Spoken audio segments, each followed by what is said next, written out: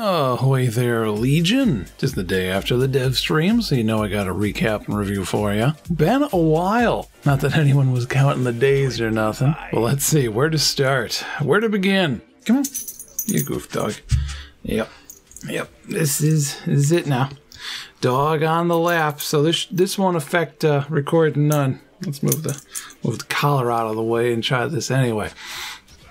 Yeah, pardon the sniffs, dog's on the lap now. This won't get in the way at all. What was first a Dark Sectors rework, then renamed to Void Onslaught, is now renamed to Sanctuary Onslaught. And DE did say that name might change as well. But what's new with the mode overall? Instead of zerging through portals, trying to get as far as you can in 15 minutes, you are now locked to surviving each portal area 2.5 minutes each. And my dog's licking my arm now. Yep. Okay, we're going with it anyway. You need to kill enough enemies to keep a meter filled, which requires more and more kills the further you go. Enemies start out at level 20 and scale pretty quickly after that, so it won't take long for armor to bottleneck your progress. There's going to be a hard mode, but they gave zero info on what that actually entails, and this will be the apparent only way to get Khora's parts for free, which will likely prove annoying. A focus buff will exist for the first 45 seconds of each portal, increasing in strength as you go through more portals as time goes on. But again, enemies scale quick and their armor even quicker, so I'm not sure what's the realistic math in that exchange. And finally, those peculiar mods are going to be the carrot on the stick of this mode. Not sure if this is gonna help sell your new game mode, but peculiar mods are wacky, fun, and useless. For example, with one, for every crit you land, you spray daisies on a Grineer. So looking forward to that. You looking forward to it? He's speechless. Khora's rework is pretty basic. Her one is now an AoE whip attack, no more damage type swapping attached to it. Her 2 ensnares an enemy, spreading and sucking other enemies closer to it over time. Sort of like Inaros' ultimate mixed with Nidus's Cthulhu Ball. Her 3 summons a Kavat, which we knew was going to happen, but you can now swap between 3 states, either a damaging one, a defensive one that helps disarm enemies, or a healing over time one. Her ultimate is no longer Exalted Whip, but not to leave Ivy disappointed, this one's now called Strangle Dome. It summons a sphere of chains that not only stuns enemies on contact, but raises shipping with Haro 500%. As Khora used to be the poster girl for damage 2.5, this of course prompted the question of where is damage 2.5, which is all but dead now.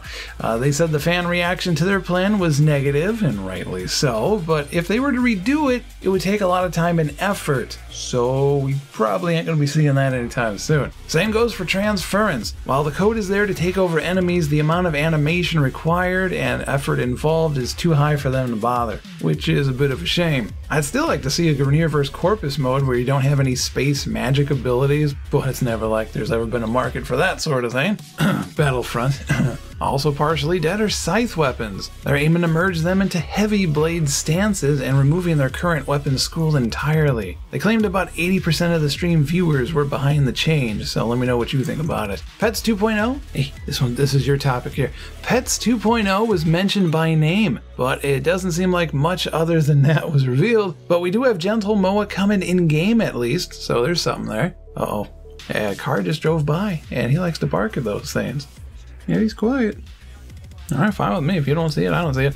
One thing they haven't really kept under wraps is, with the upcoming UI changes, what started out as a quick idea suddenly became approved via Twitter followers, which not only is on its own, but does anyone else see the blatant comparison between another title that came out recently? Dark background, cryptic symbols, dust particles, and golden trim. I mean, it could just be because I did a 40-minute in-depth review of Assassin's Creed Origins, which you can totally click on. It's right here to see it. But to me, this is way too on the nose. Actually, I got the missus here. She's seen that game as much as I have. Alright, got the missus here. Say hello, missus. Hello. There she is. I got a picture or two. Mm-hmm. They, about a month ago, but no one's counting. There was something I wanted to show you, but I wanted your reaction from it. All right. And I didn't tell you what it was. Okay. It looks like today is the day. Oh boy. So, I'm just going to show you something. Okay. I want your initial reaction. All right. Does it remind you of anything? Okay. Oops, I dropped the book. Sorry. It's all good. Close your eyes a second. I'm not sure which one's which. I found a better quality version. Ooh. Okay, does this remind you of anything? Should I look? Yeah. Slightly Skyrim, slightly Mass Effect style. Yeah. Now close eye. Okay. Okay, now does this remind you of anything? Okay, look. Yes. Halo, Mass Effect. It's alright, but it looks very like familiar, like very everyone's done it. So. Okay. But yeah. Any game we've played recently that this might remind you of? There is something in my head and I'm not getting it. Like. Would you like a reference? Yes, I would like a reference. I don't know where to. Because it looks like a lot of games. Oh wait, I put it in here. Oh my god, yeah! The whole games, think of something new. Or this just came out in October. Yeah, it does. What is with games logos looking like this? Like I said, Andromedon, I think, had the same style too, didn't it? We never. No, but I mean, like, you know, the ads for it.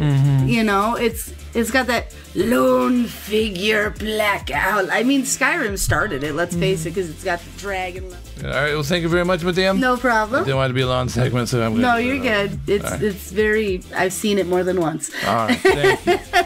And my lap is rather cold now that the dog jumped off. Can you do something about that? Goodbye, Legion. I got stuff to do. I'll hold you to it. Now, there is some good news to this UI change, but it is kind of mixed. First up, we can change the colors of it, so that is cool. Assuming we don't need to unlock that with a quest or platinum or something first, of course. The other two things that are good but is they are finally reverting back to vertical scrolling and melding controllers with PC and keyboards with console. Both good additions, but the old Warframe vets will recall we used to have vertical scrolling and really didn't like it when they changed it to horizontal, and that our Warframe to date still kind of blocks the screen and makes reading said layouts kind of annoying. So it's not really a yay we got this change, but man, took you guys long enough to fix what didn't need fixing in the first place about 3 years ago. See Star Chart 2.0 for another example of that. But the controller thing, I remember saying the analog stick should scroll around the screen like a mouse cursor freaking years ago, and they're just now noticing this is a good idea? Corrupted Clem on a cracker, why'd it take the lead designer who prefers using controllers on PC this long to conjure that up? Anywho, Vauban Deluxe is getting a very monster huntery axe. They are relighting dojos again. Tenogen's on the way shortly, so get those wallets ready. There's going to be Venus vehicles you can drive around. Ambient noises are going to get muffled when entering caves, because the sound department's got to eat. And Hydroid Prime trailer is done.